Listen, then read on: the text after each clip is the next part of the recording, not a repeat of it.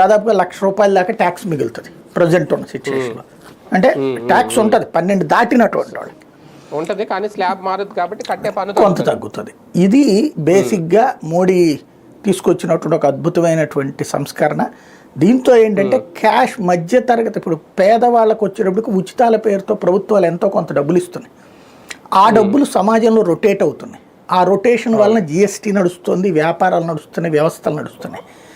మధ్య తరగతి చేతిలో డబ్బులు ఉండట్లా. తను సంపాదించిందంతా విద్యకి వైద్యానికి ఖర్చు పెడుతున్నాడు.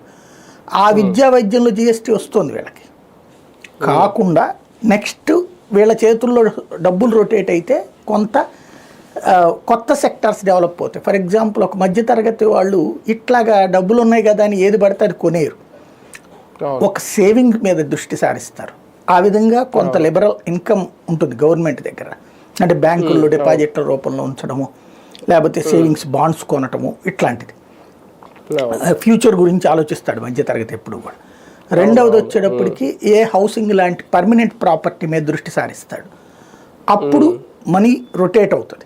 దాంతో ఒక హౌసింగ్ సెక్టార్ సెట్ అయితే 64 సెక్టార్లకి లాభం వస్తుంది.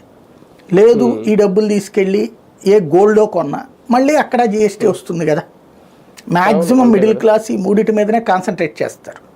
ఒకటి సేవింగ్స్, హయ్యెస్ట్ గోల్డ్ పెడుతుంటారు,